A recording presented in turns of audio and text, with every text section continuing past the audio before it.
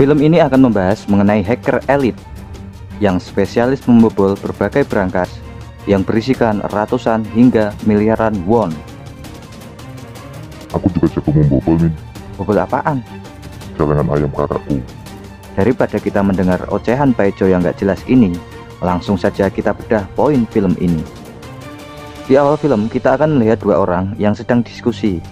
Yang ganteng mirip admin ini adalah bernama Ji-Yu yang diperankan oleh Kim Woo Bin. Dia adalah aktor pertama dalam film ini. Selain sebagai cracker elit, dia juga jago membuat tiruan benda-benda mewah. Di film ini, dia dilihatkan bisa membuat replika patung unik yang berhasil terjual dengan harga 500 juta won. 500 juta won kalau buat beli kuota dapat berapa giga, Min? Unlimited seumur hidupmu, Jo. Scene berganti, dimana dilihatkan seorang detektif yang sebut saja bernama Oreo. Kok namanya Oreo, Min? Udah, diam dulu, nanti juga paham. Oreo adalah detektif yang sedang ingin mengungkap kasus bos mafia yang sebut saja bernama Tukon, alias tua-tua konyol. Si Oreo sudah mendapat informasi yang komplit mengenai si Tukon ini, karena dia mendapat informasi langsung dari mantan akuntan Tukon yang akan mengungkap kejahatan si Tukon. Tapi dalam perjalanan mau beli siomay, Oreo dicegat anak buah Tukon dan langsung diculik. Setelah diberi tanda tangan sama semua anak buah Tukon, akhirnya si Oreo dicelupin di susu coklat. Dikubur hidup-hidup di dalam semen. Tuh orang tua kok kejam amat ya, Min? Udah tua bukannya minum teh di rumah sambil makan roti, lalu jalan pagi pakai sendal terapi. Ya beda ini, bos. Ini kan mafia, bukan kakekmu di rumah. Scene kembali lagi ke Ji-Yu, dimana dilihatkan dia berhasil membuat uang tiruan yang sama persis sama aslinya. Tapi uang itu mempunyai kelemahan, dimana tintanya akan pudar jika terkena alkohol. Dan dia berkata kepada temannya kalau uang itu bisa dimanfaatkan secara sistematis. Kalaupun uang itu berhasil, pasti dia akan jadi kaya raya karena uang bisa dicetak sendiri. Scene lalu berganti lagi. Di sini terlihat Ji-Yu sedang berada di galeri lukisan yang dimiliki oleh seorang wanita yang bernama Yuna. Dia datang ke situ karena ingin berinvestasi dan sekaligus dia ingin lukisan wanita yang dia cintai dipasang di galeri tersebut. Dia akan berinvestasi sebesar 1 miliar won. Memang terlihat aneh, namun nanti Anda akan mengerti dan memaklumi, serta merasa wajar, merasa normal, dan berkata pantas.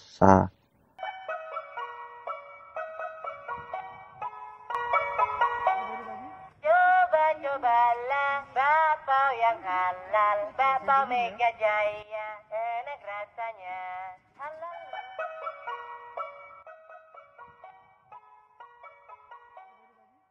Woi, lanjutin woi, kamret. Iya, santai aja, Jo. Saja, Ji-Yu sebenarnya belum punya uang sebanyak itu, dan dia baru saja akan merencanakan suatu kejahatan yang akan menghasilkan uang sebanyak itu.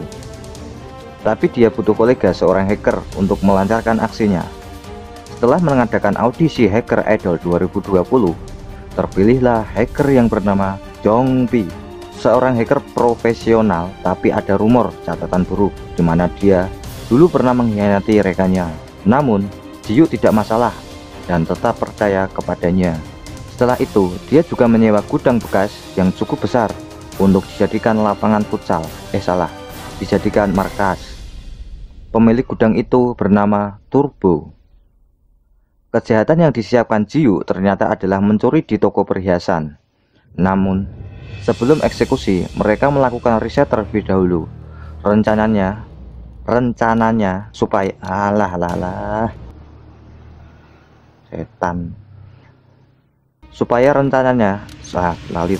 supaya rencananya berjalan dengan mulus, mulai dari pemetaan, survei janda terlantar, penyadapan CCTV, dan cara mengabui polisi dan lain-lainnya.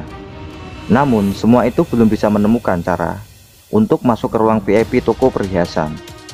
Mereka perlu masuk untuk mengetahui berangkas apa yang digunakan, karena setiap berangkas punya sifat tersendiri. Dan Ji-Yu sebagai cracker elit pun juga harus mengetahui terlebih dahulu. Kita kembali lagi ke Tukon, dimana ternyata si Tukon ini mempunyai pekerjaan yang sama, yaitu mencuri. Tukon juga mempunyai pasukan yang banyak.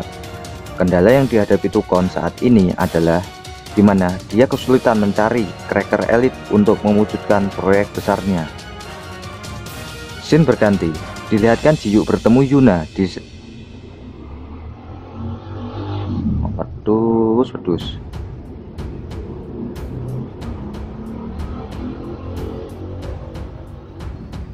Scene berganti, dilihatkan Jiyu bertemu Yuna di saat sedang makan siang di warung Padang. Mata Jiyu menoleh ke belahan surga Yuna. Dia melihat leontin Yuna dan dia tahu kalau leontin itu berlian biru dari permaisuri Napoleon III yang harganya sangat mahal. Dan Yuna bilang itu adalah kalung peninggalan ayahnya. Lalu Jiyu mengajak Yuna untuk mengecek harga kalung berlian itu di toko perhiasan. Karena terlena dengan pembawaan yang elegan, Yuna mengikuti ajakannya. Di toko pertama, penjaga toko tahu bahwa berlian itu sangat istimewa dan harganya sangat mahal. Jiyu ditawari untuk masuk ruang VIP, namun dia tidak mau, lalu dia pergi. Dia malah meninggalkan sebuah koper, entah apa isinya sebelum pergi. Dia mendatangi toko perhiasan yang kedua. Dan kali ini, dia menerima ajakan untuk masuk ke ruang VIP. Di dalam ruang VIP yang seperti kamar Mimin itu, dia memperhatikan berangkas yang ada di situ. Secara cepat, dia mengetahui itu adalah berangkas seri M buatan Swiss. Bisa disimpulkan bahwa mengecek harga merupakan akal bulus Jiyu untuk masuk ke ruang VIP dan mengetahui jenis berangkas apa yang digunakan. Karena hanya orang yang punya perhiasan mahal dan langka bisa diizinkan masuk ke ruang tersebut. Min, tadi kenapa koper sulap Pak Tarno ditinggal di toko pertama? Mau ngerjain Pak Tarno mungkin, biar Pak Tarno bingung cari koper sulapnya. Hari eksekusi tiba. Mereka melakukan tugas kelompok dengan sangat rapi. Si gemblung ini berpura-pura mabuk dan menempelkan bahan peledak. Lalu dia mengacau agar alarm berbunyi. Lalu polisi datang dan mengira itu hanyalah ulah si gemblung yang sedang mabuk tadi.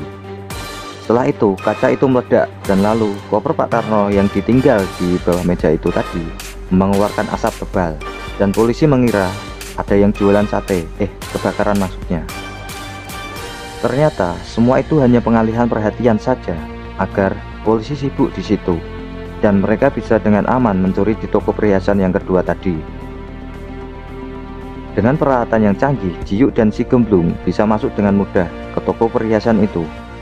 Dengan bakat dan terlatih, karena dulu belajar giat dan penuh semangat dan dedikasi tinggi, Jiyu dengan mudah membuka berangkas tersebut. Akhirnya, berlian dengan nilai gila bisa mereka angkut pulang.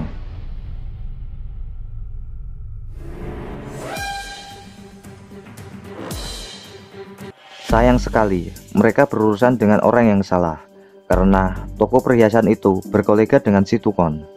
Tapi Tukon tidak marah, dia malah kagum dengan hacker itu, karena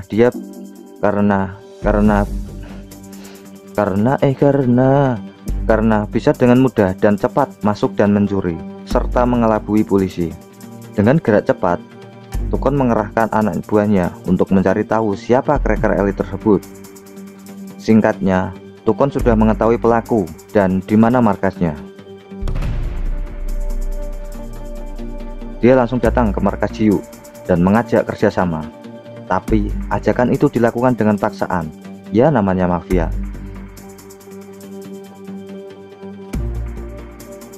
Jiyu yang habis pulang dari nasi kucing tiba-tiba melihat teman-temannya yang sudah disandra.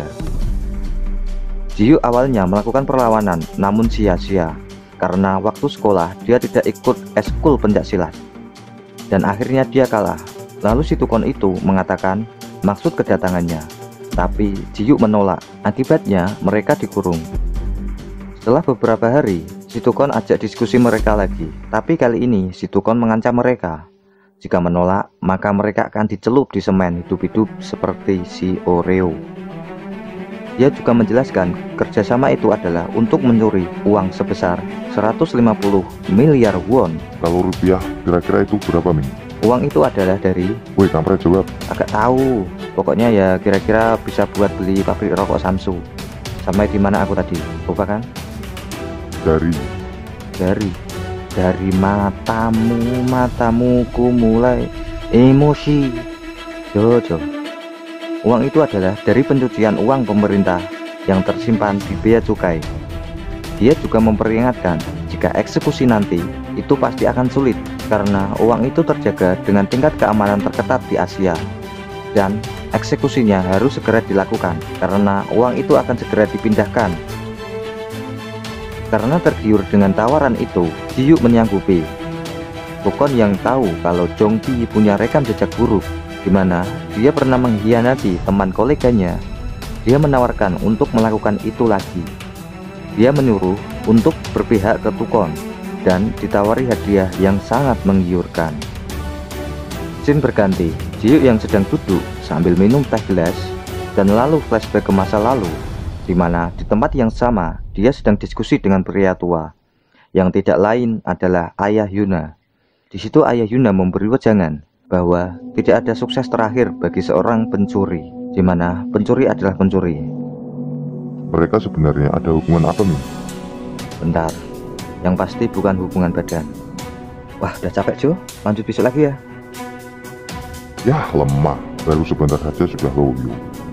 Bacot, lanjut di video selanjutnya aja.